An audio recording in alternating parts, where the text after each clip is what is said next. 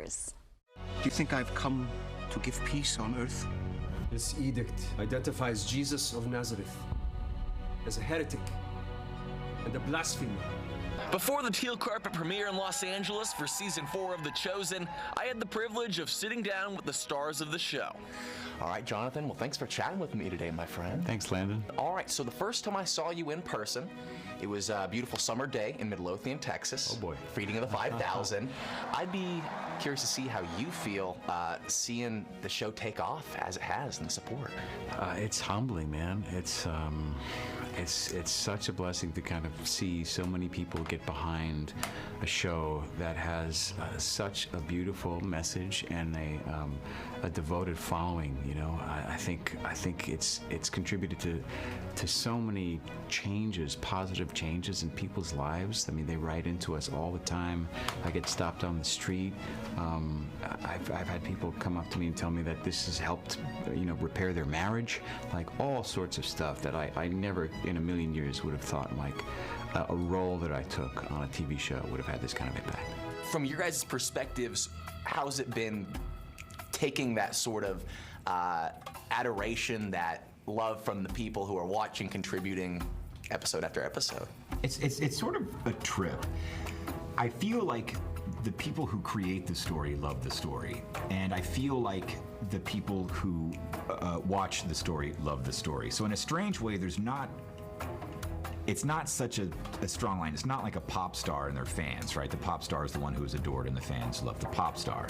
This is more about sort of a mutual love for this story that we're telling and watching. It's a slightly different relationship, and that's something that is incredibly rare. It's unlikely I'll ever experience it again in my professional career, and to have it here is kind of amazing. Oh yeah, it really is amazing. Now these are roles, of course, thousands of years ago. Tell me about getting your mind and your self ready to play these roles. Yeah, I think one of the things that I was really excited about, I'm Jewish, and to me it was actually really fun to say, oh, like I get to bring that aspect of my life and my culture, but set 2,000 years ago, and get to showcase. Even in season 4, we have some nice little moments that I think some of our Jewish audience will love, that they'll go, that's kind of what it's like when my family sits around the table and maybe celebrates something, or certain traditions that we have. What have you guys learned? Anything that you guys have learned about yourselves through playing these roles? I mean, I'm learning every day in my portrayal of Matthew, just because of who he is, and he challenges me in trying to just be a better person myself. I think it's so easy to be impatient or unforgiving, or just not appreciating the small things in life, and I think Matthew really does those things in the way of bettering himself.